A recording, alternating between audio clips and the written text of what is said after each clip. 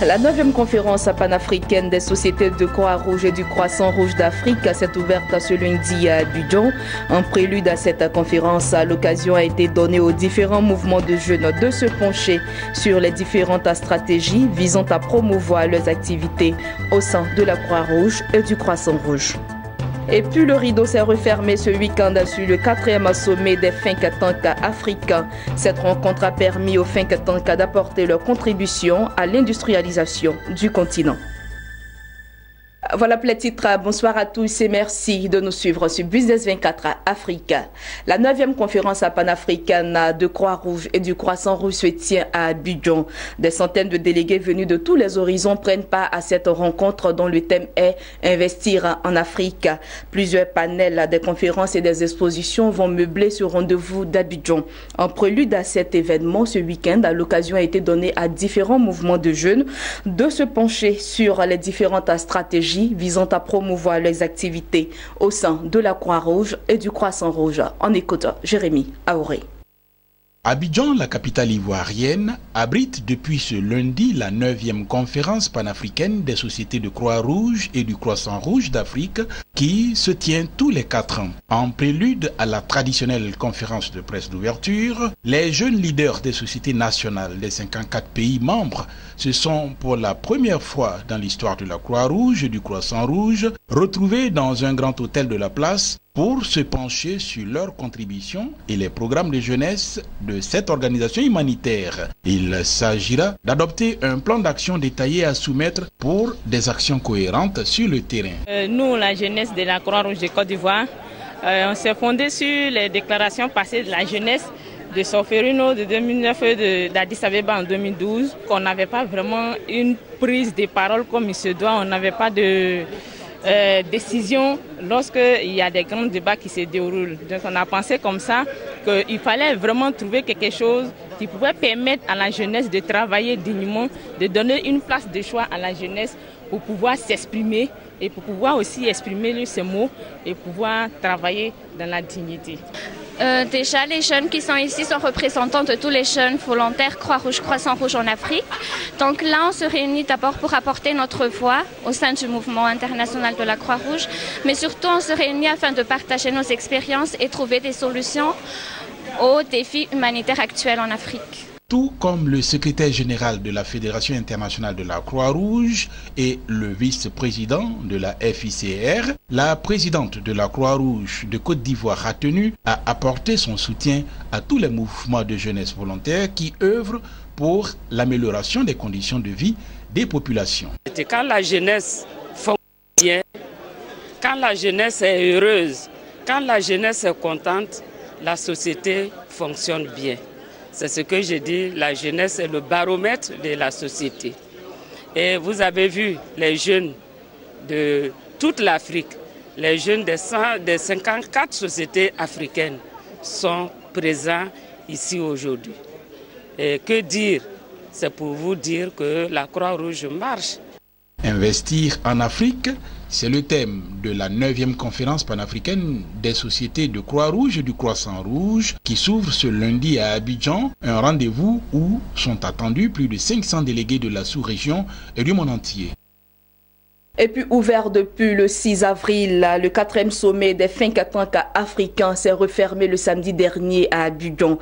3 jours d'échanges et de réflexion qui ont permis à ces think tanks d'apporter leur contribution à l'industrialisation du continent. Cela s'est traduit par un ensemble de recommandations adoptées à la fin de cette rencontre. Lawani Babatunde et Lénio Gilbert.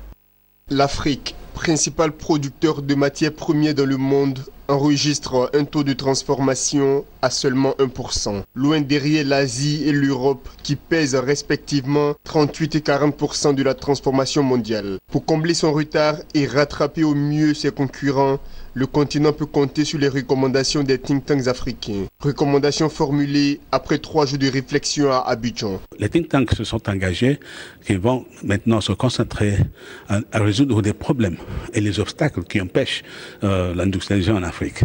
Ils vont, à travers des études qu'ils vont faire, des recherches, ainsi que le partage de ces connaissances.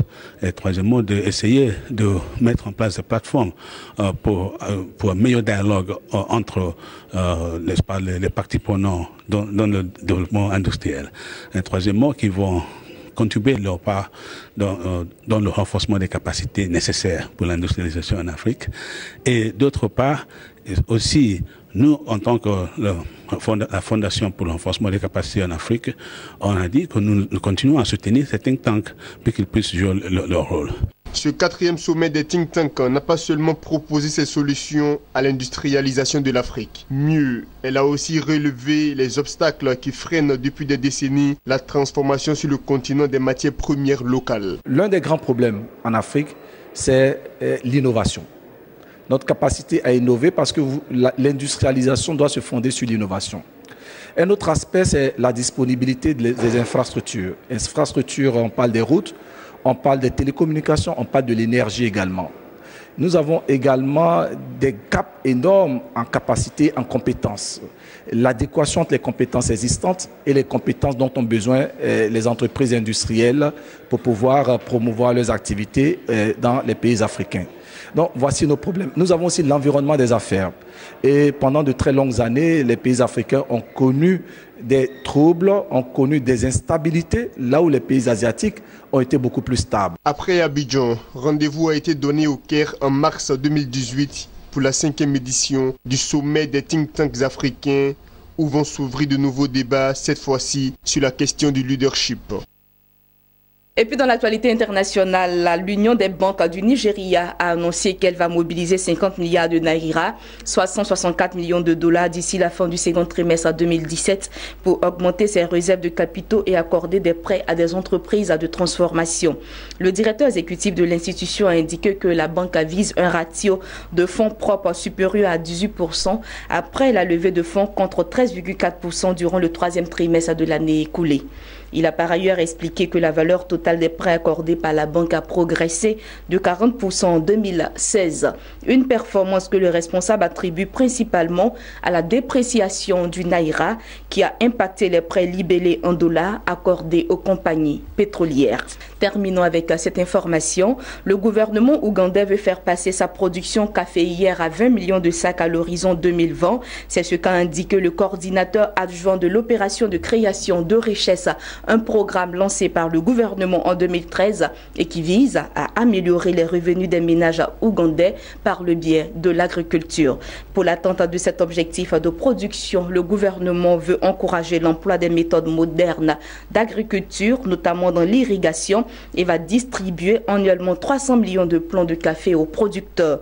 Outre ces volets, le gouvernement ougandais prévoit également de booster la production grâce à des interventions allant dans le sens d'une meilleure gestion des terres dédiées à la culture du café. Fin de ce journal. Merci de nous avoir suivis et bonne suite au programme sur Business 24 Africa.